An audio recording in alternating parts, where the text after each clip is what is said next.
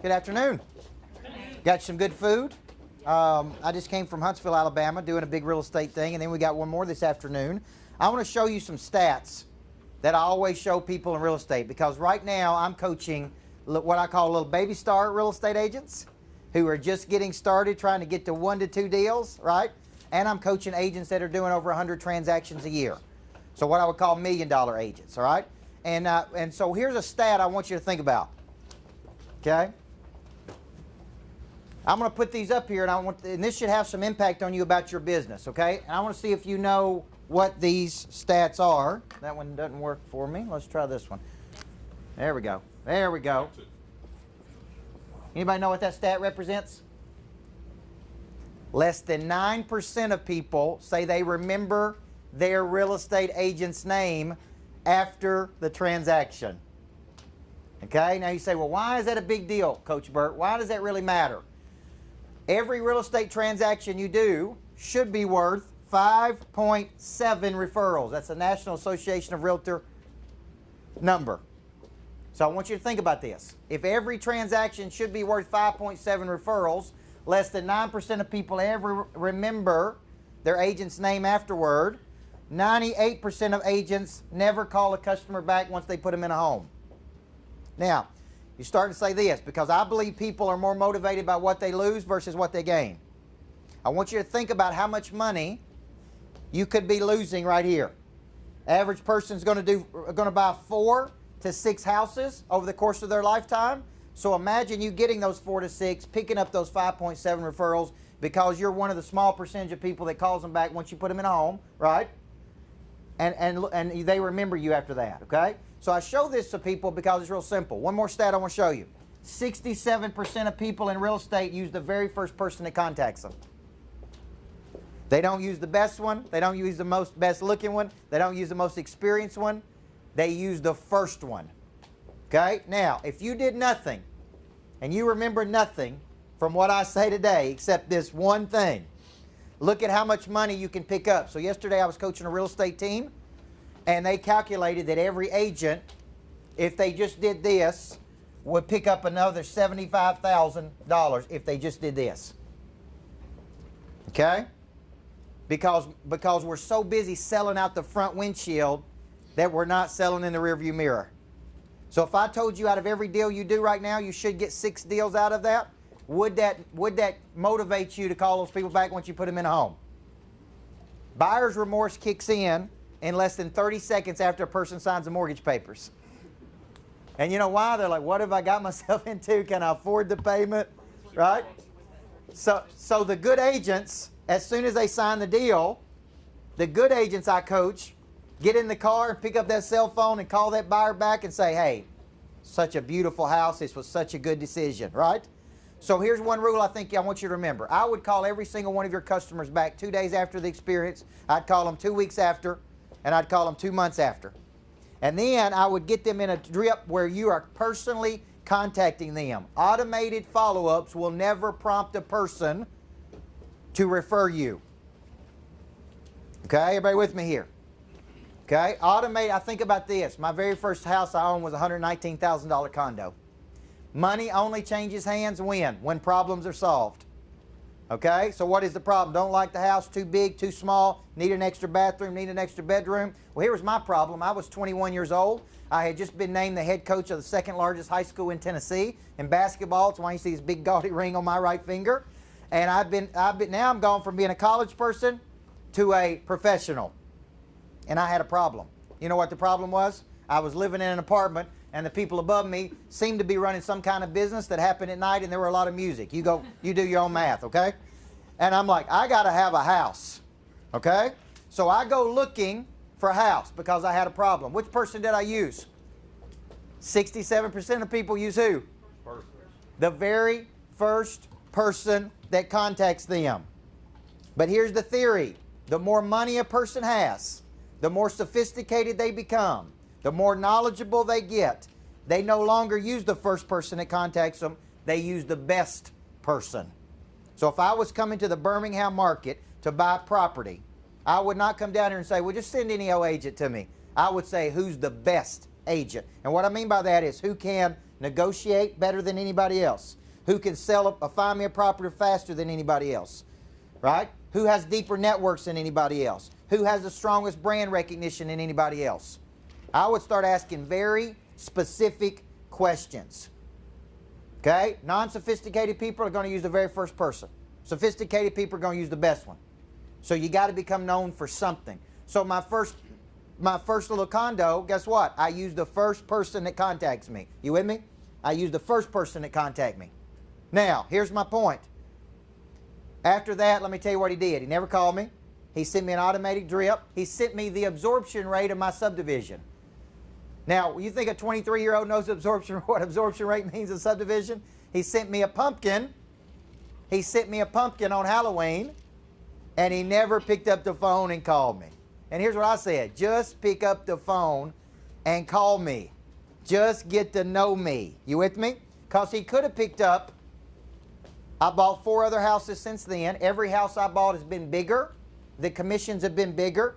And I could have easily referred him a whole lot more than 5.7 people because I'm coaching hundreds of people a week. So he may have gotten more than that deals, but he was in this category, so how much money did he really lose there? Everybody follow me here? So when you think about these stats, I tell real estate agents you could pick up a lot of money right now if you did nothing but just go to work on these things. Okay? Now, how does this play into the concept of crumbs that Brad asked me to speak about? Here's a big question for you. How do you pour it all into real estate during the day? Go really hard, and I worked 80 hours a week for 12 years. Used to work 8 hours a day on Sunday. I'd get up and go to church, and then I go straight to my office and watch film all day long. I had nothing left over when I got home at the end of the day. I wasn't married during that period of time. I didn't have any kids during that period of time. But I'm working on a new book that's coming out called Crumbs, how to pour it all in and still have something left over at the end of the day, right? How do you have good energy left over for the people you love the most and not give all of that energy away to complete strangers? Is that a big concept, yes or no? Yes. How many people here struggle with that?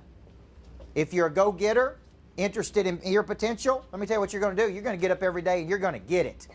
And what's going to happen is at the end of the day, your little cell phone battery is going to be dead. So I'm going to show you some strategies that I use to get people to where they can perform at very high levels, okay, and still at the end of the day come home and still have something left over. I have a 4.5-year-old daughter, so here's what I would tell you. The way I measure success is not in how much money I make. My goal is to sell $200,000 worth of coaching every 30 days for $2.4 million of revenue, okay? That's my goal. That's my sales number. My other number is less than 2% churn of my customers. That means of all the customers who are paying us, I want less than 2% of those to opt out or quit on me. That's a very aggressive goal. Most churn rates are 4 to 6. Your churn would be I used you one time in real estate, but I never came back and used you again. That's your churn. My churn is you're paying me a monthly fee to be in my coaching program, okay? But one day you wake up and say, this is not working for me, I'm out. So we're keeping that number at about 1.7% because I don't believe in customer service. I believe in customer engagement. There's a big difference between serving a customer and engaging with the customer.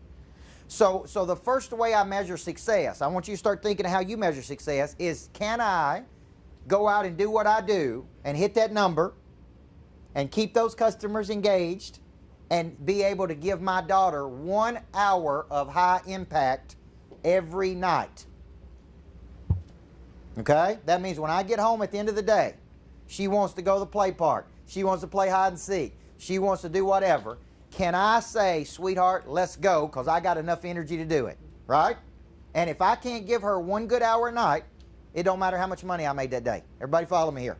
So that's one of my first indicator on crumbs, okay, is if I can't give her that. And there's days, listen, there's days where I exert so much energy, I'm speaking 3 times today.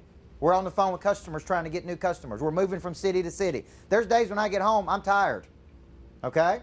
And if I can't give her that, I feel like I failed. If I can't give my wife good energy, I failed. So understanding this concept of crumbs is first starting with the basic definition of what it means. Now, if you study the word balance, one of the definitions of balance is everything is in its correct proportion. Now, if you're just starting your business, you're going to have to work long hours. You're going to have to come in early. You're going to have to stay late. That phone you have is not going to call out on its own, right? So I don't know what a correct proportion for you is. Early in my business, a correct proportion was working 12 or 14 hours a day. It was working those 80-hour weeks. It was trying to put that all in, okay? So I'm going to show you 3 modes of operation people operate in. And this is very critical. Because the last thing I want, what are real estate agents really selling? You can't give away what you don't possess. You can't give me good energy if you ain't got good energy. Do you think I know when I meet you if you're tired, exhausted, burned out, frustrated, yes or no? Yes. Do you know that if you make a bad first impression, it takes 21 positive interactions to overcome the first negative one? Prolonged exposure to a person after they've made a bad impression to you does not change their initial reaction to you. So if you make a bad first impression on me today or me on you, I don't care if I came back to Birmingham 27 times, you would never get past the first bad impression. Everybody follow me here. So when an agent shows up, not ready, not prepared, bad energy, brings a bunch of emotional baggage to the equation, drops it on that person, here's what I never want my agent to say. Well, the comps don't support it. I can't get enough traffic there. We don't have enough eyeballs on it. I don't want to ever hear those words come out of my agent's mouth. Because I'm going to ask you, why am I paying you? I'm paying you to get eyeballs on that property. I'm paying you to figure out how we can get that price. I'm figuring out how you can negotiate. Right? That's why I hired you, because you told me you could do that. So there's 3 modes of operation I want you to think about. Okay? One mode of operation is what's called rejuvenated. Give me some words that would go along with rejuvenated. This group over here seems rejuvenated. What do you think? Give me some words or synonyms that would go along with rejuvenated. When you think of rejuvenated, what do you think of? Renewed, There you go. Good. Renewed, recharged, updated. Yeah. You know what the word rejuvenate means? It means to make young again. If you work 365 days a year, how can you be rejuvenated? A vacation. Okay, well, here's what I'm saying. But aren't most people working 365 days a year? Yes or no? Yes. When you're off, you're thinking about it. You're taking phone calls. You're following up with people. Most people are not in a rejuvenated state. They're in what's called a mechanical state.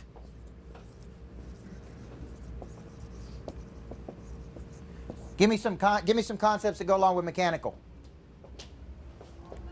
Come on, y'all, come on, get your energy up. Tell me, come on, work with me here.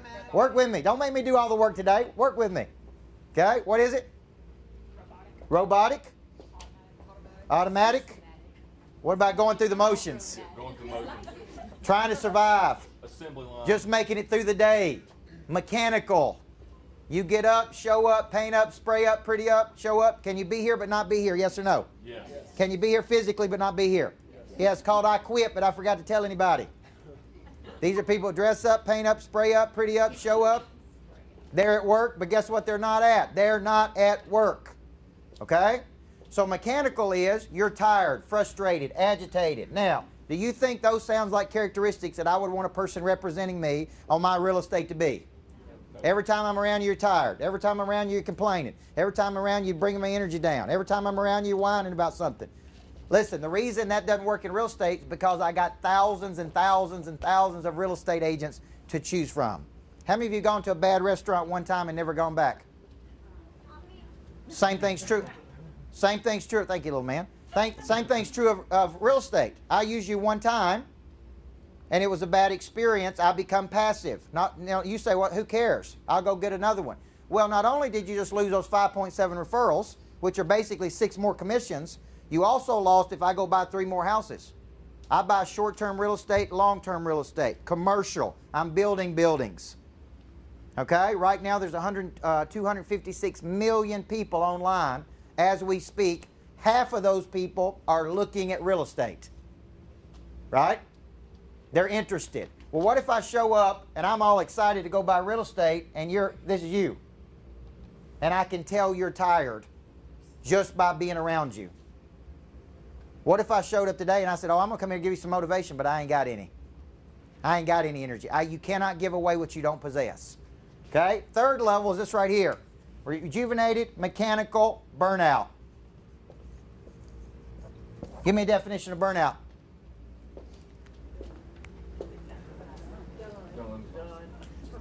It's where you lose all joy or passion for what you do. You lose all joy or passion for what you do. You don't want to talk about it. You don't want to think about it. But you still show up because you need the money. Burned out agents are going to do very small percentages of deals because there's too many agents that are on fire. Okay? So why would I get in this state? How would I end up in this state? How many people have ever been in this state before? Yeah. So how do you think we end up in this state? Extended time and mechanics. There you go. So I want to show you a time system. Most agents tell me I've got a time management problem. And here's what I would say. You don't have a time management problem. You got a me management problem, right? Because I want you to remember this. There is a difference between a high value of your time and a low value of your time. Okay? A high value of your time is specific money generating activity that is planned and executed. Low value activity is anything that does not help you either make money or protect the money you've already made. Okay? So I'm going to show you a time system because this is where most agents fall off the wagon. Let's take a goal. Give me a real estate goal for the year. Number of transactions. Any number. 30. All right. Let's take 36. It'll be easier to multiply. There's our dominant focus. That's our number we'd like to hit. Is that low? I was just going, you added a 6 and that makes it easier to multiply. I know, I'm Why sorry. didn't we I'm hung up on one. When you see how I do it, I'll show you. All right, now, so here's our number. 36. Everybody with me? Break that down. How many deals do we need to do in a quarter? 9. Okay? So our number every quarter is 9. What's our number every month? What's our number every week? Almost 1, right? Now, you can't do 36 deals in a day, but you can do something every day that moves you closer to 36 deals. Yes or no? Yes. So the way I take an agent says I want to do 36 deals this year, and I say, okay, we got to do 9 a quarter, we got to do 3 a month. Now let's get down to what you have to do today. Okay? We're going to classify this into 2 categories. High value activity, low value activity. High value activity is any specific intentional activity that will move you closer to hitting this number. Because if I hit my monthly number, I hit my quarterly number, guess what I do? I hit my yearly number. So there's a huge difference here. Now, most agents do not come into the day with their days mapped out and planned. Okay? And because of that, what happens? I'm going to show you a planner to give you an example. So low value activity is any specific activity that does what? Does not move me closer to hitting this number. Okay? So when we come into the week, one of the things we do is I teach our agents how to map out a week. This is an overview for a week. These are the biggest projects that agent needs to do for the week. I got to work on my marketing. I got to work on this partnership. And I believe you're only one person away from a new season in your life. I had an agent last year I was coaching. She picked up 1 home builder. That 1 home builder picked up 73 transactions. That's 15 more million in production just through 1 relationship. So I teach people you ain't got to go get 10 new relationships. Sometimes all you got to do is get 1 new relationship. Everybody with me? So this is how you map out a week with your big project. This should be done on Sunday. If you start your week on Monday, okay, over here is where my high value activity is. So I've got my targets. That's my hit list. Okay? I've got my farm club. Those are people I'm trying to close that have indicated interest. I've got my biggest customers, or my new customers, and I've got my top 25. These are my biggest advocates, my biggest referral sources. This translates, so on Sunday, I sit down and I map this week out. And I say, here's the highest value of my time. These are the biggest things I can do this week. Because do you think this helps me conserve energy for when I get home or not? See what, I want you to think of this when it comes to crumbs. When you woke up this morning, I want you to think of your energy like a cell phone battery. If you went to bed last night like you should, if you are eating like you should, if everything is going right, that battery's on 100%. But let's say you stayed up too late. Let's say you got up and you didn't eat breakfast, which is just fuel for the body. Let's say you rolled in and you're involved in a bunch of drama yesterday, which is energy that sucks away your energy. So today you woke up and your cell phone battery was on 60%.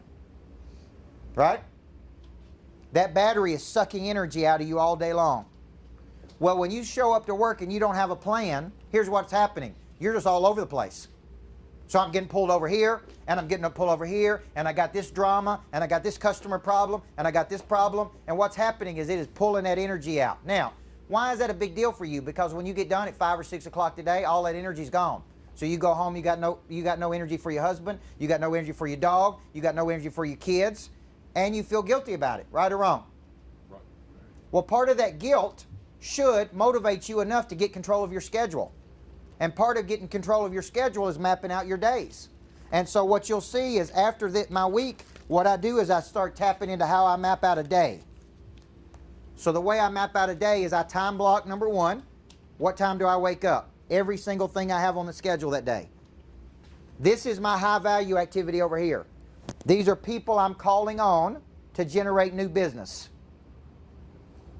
That's my hit list. That could be any new money.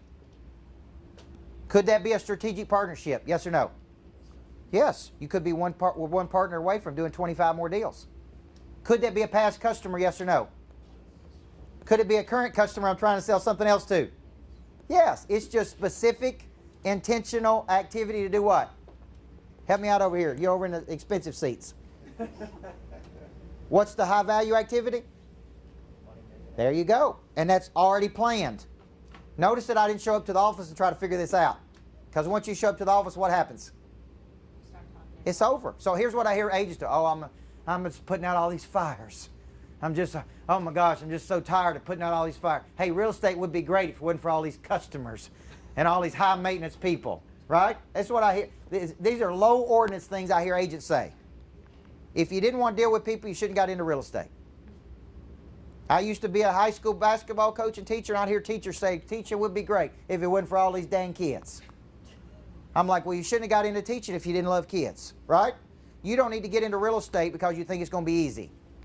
You're dealing with something that's very emotional, and that's people's houses and their money. And when you deal with another person's house and their money and their future, you cannot say, I'm going to help you with the largest transaction of your life, but it ain't going to be stressful. It is going to be stressful because your destiny is being predicated by other people. You understand? After you sell it, you got to hand it off to a mortgage person that's got to deliver it. Then somebody's got to insure it. Then the mover's got to move it in. Then you got to close on time. Then you got to do all that stuff. There's a whole lot of things that can go wrong in this transaction, yes or no?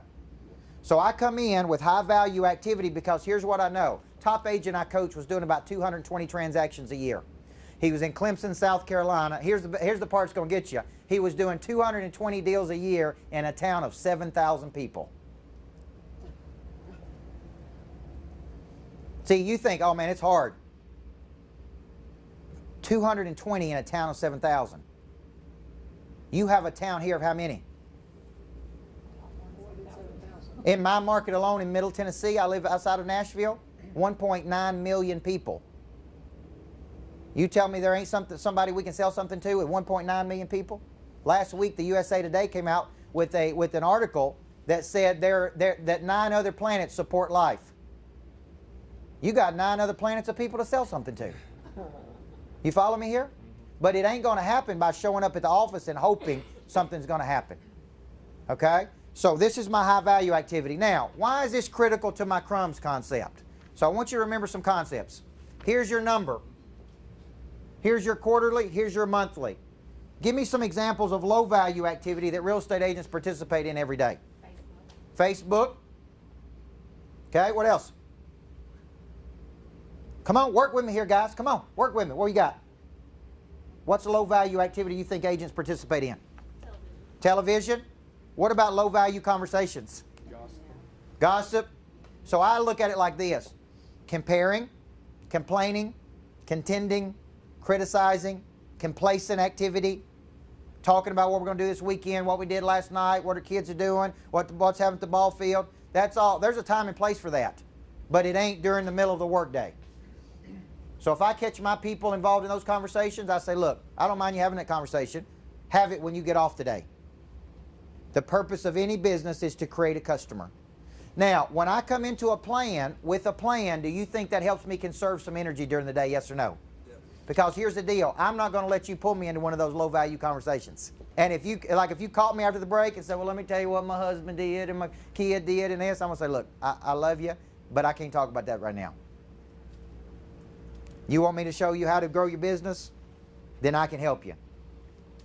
But a lot of low-frequency thinking is what costs us a lot during the day, okay? And what happens is that low-frequency activity is actually sucking energy. Now, I want you to think about this. What if you design your business around what you loved about real estate? I want you to think about right now about what you love doing. And if your day was designed around what you love doing, would that compound your energy or drain your energy? You see, when I'm coaching people, I love that part. So it don't drain my energy. It gives me energy. Unless I'm coaching people that are not coachable, or not interested in their own potential, or don't want to get any better, or are completely satisfied and complacent. That drains my energy. So I don't choose to work with those kinds of people. The agents I'm coaching right now are interested in not just 1 or 2 more deals a month. Guys, they're interested in trying to figure out how do they get 10 or 20 more deals a year.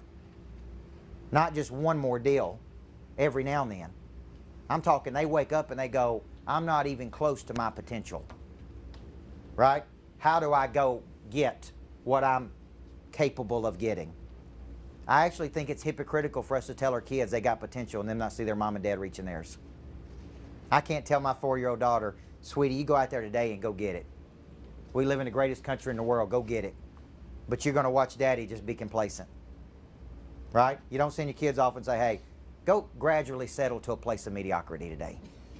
Anybody tell their kids that? But here's the deal. Those kids are watching. I came home last night and my daughter built a lemonade stand. My wife and them built a lemonade stand, and my wife is teaching my daughter the whole concept of building a product and selling a product. So I asked my daughter, if you sell the lemonade, if you buy it for $1, it costs you $1 to make it, and you sell it for $2, how much money did you make? How much profit did you make? She said, $3. I said, no, baby. I wish it worked like that.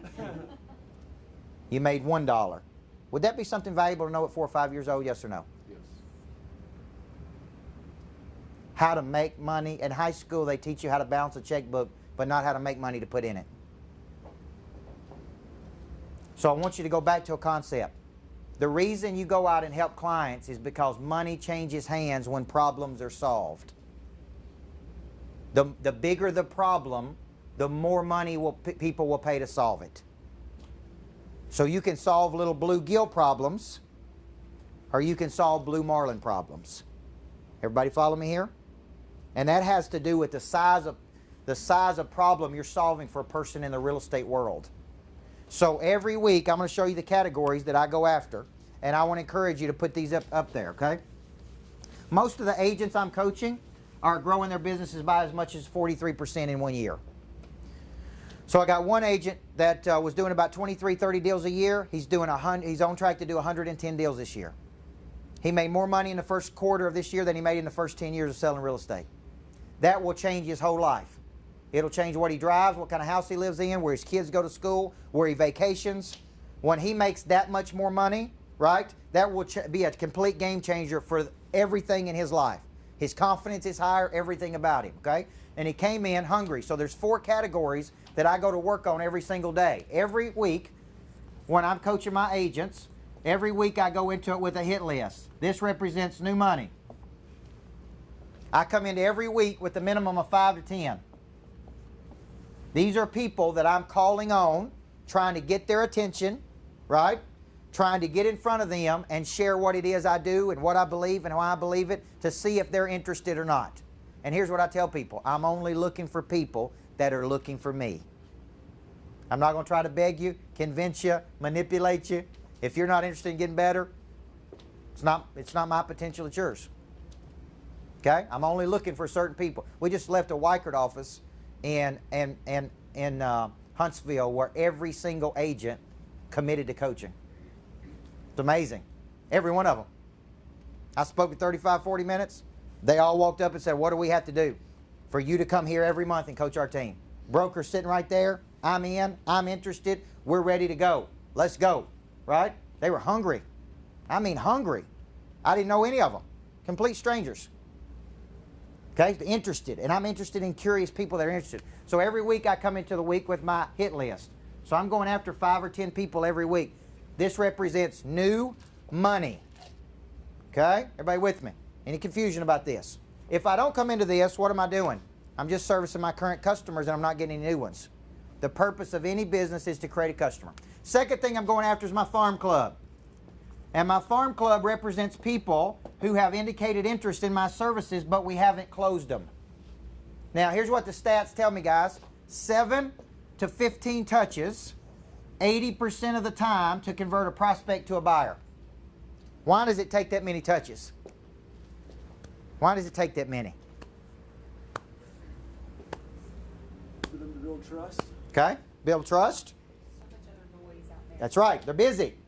So here's what I want you to remember about the brain. The brain, the front part of the brain is called the crocodile brain or the croc brain, and it is threatened by everything. If it thinks it can ignore something, it just ignores it. See, so you're pitching to people through the week to get them to do something, and they got all kinds of things going on. They got problems, they got family, they got kids, and you're trying to sell them something, and what they're doing is this right here. Hey, I'm busy. The croc brain just cancels you out. The reason people make real estate decisions on the weekend is because their neocortex, which is another part of the brain, has had a chance to process information and think about it. Well, what if I talk to Brad and I'm interested in his services? I like him. We got great chemistry, right? I leave that meeting on fire for Brad, and then I come over here and meet with you, and I like you, okay?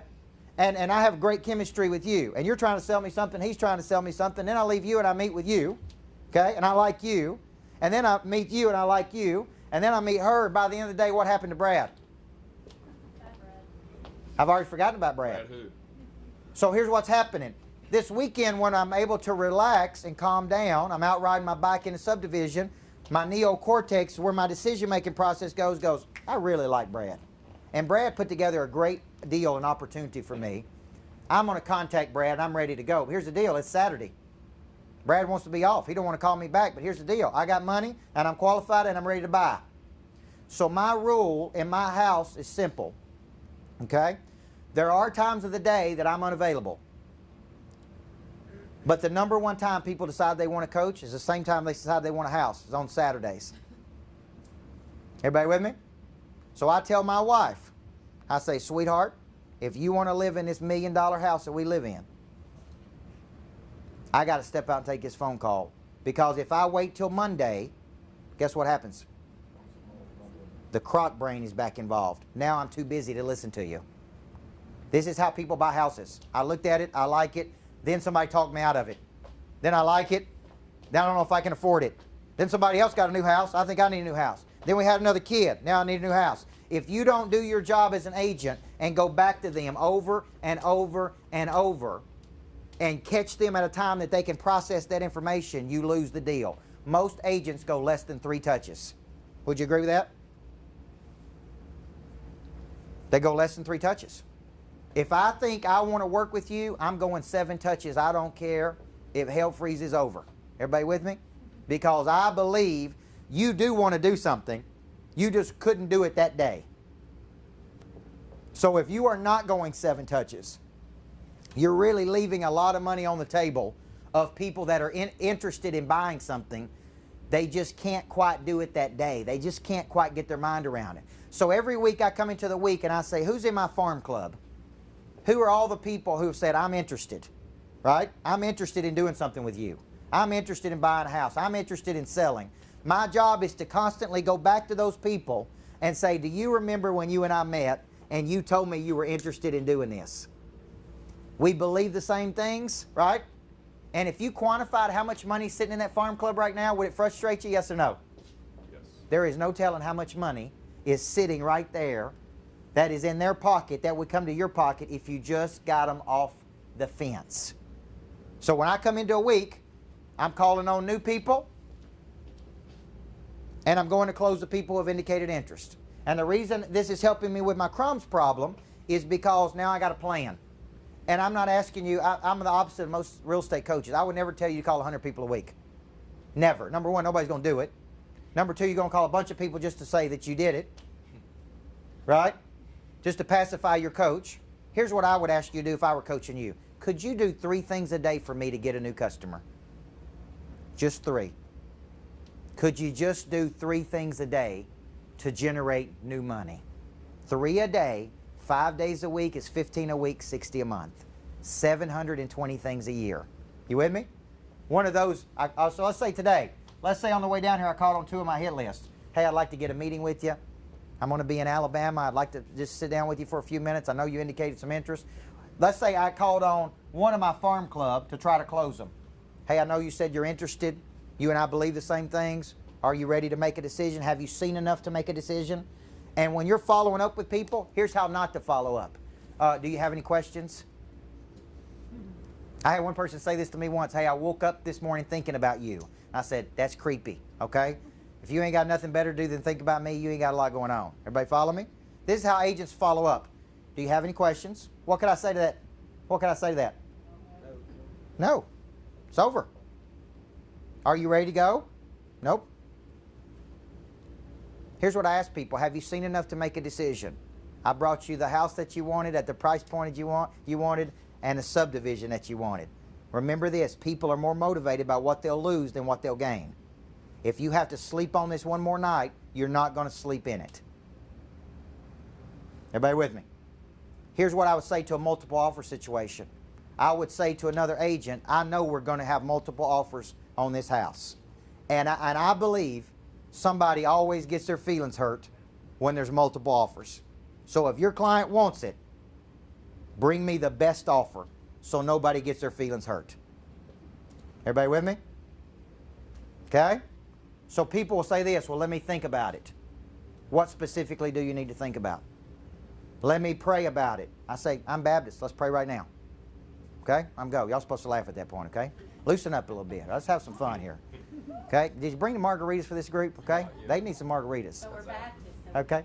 That's all right. Hey, I don't know about that now. You ain't going to the same church I am, girl. You ain't going to the same church I am. So here's what I do. I challenge people. Now, why is that important for a real estate agent to do? Why is that important? Here's what I would ask you. Are you an expert or not? Why did I come to you? Did I come to you for me to tell you what I was supposed to do? Or did I come to you for you to tell me what I'm supposed to do? So a person walks in and says, look, what a person walks in and says, this house is not 100% of what I want. You need to be able to say, in life, you very seldom get 100% of what you want. This house is 80% of what you want at the price point you want it in the subdivision you're interested in. Right? I can get you 100% of what you want, but it's going to be this much more money. I tell people my house is not even 100% of what I wanted, but boy, I sure do love it. You follow me here? I can find something. So the reason I'm giving you these tools is because you're going to go out there today, and if you don't have this arsenal, the world is just going to chew you up and spit you out, right? And those buyers and sellers are going to take control, and they're going to say, do this, I don't like this, I don't like this. Will you take less commission? If a person ever asks you to take less commission, here's what you say. Do you really want another person representing you, negotiating for you that would negotiate down their own fees? Do you really want a person who would negotiate down their own fees, negotiating on your behalf? Right? Here's what I would say. I don't feel good about this. And this has got to be a win for both of us. Real estate agents supplicate too much. And supplicate means they put themselves in an inferior position to the person they're representing because they believe they've got the money. Here's what you got to make up your mind is you are the prize, not them. There are 7 billion people in the planet. Some will want what you got, some won't want what you got. So what? Your confidence is not predicated by what other people think about you. Right? I remember the first time on one of my books, I think my 4th book, I got a negative review. I had all great reviews, and I had one person on Amazon write a bad review. And my natural response, right, being from the South, was what? I will track him down and just choke him. That was what my response was. Like, I will track him down, or some people from my hometown will track him down and break his legs. It probably only cost me $50. That's how I felt. Right?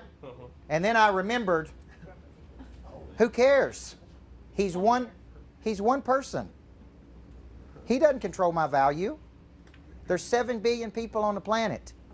Some will want what you got and some won't, and you just got to say, so what? I'm going to keep on moving. Okay?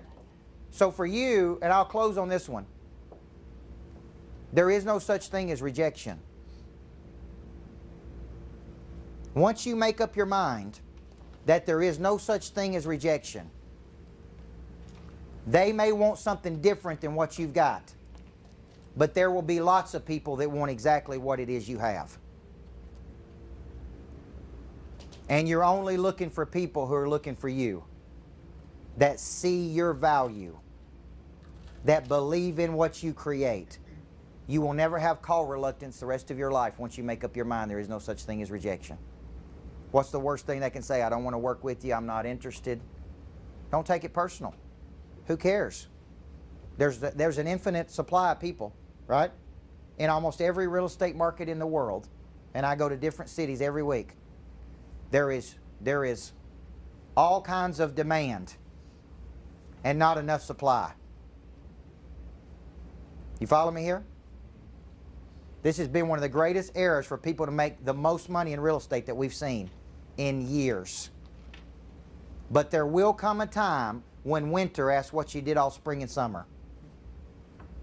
There will come a time that rates will go up, markets will tighten, and it will weed out all the pretenders. And only the contenders will show up every day. And it'll weed out anybody that got into this to just try it out. The market will always correct people that are not good at what it is they do. You follow me here? And at the end of the day, once you take all of this into consideration, what this does is it empowers you.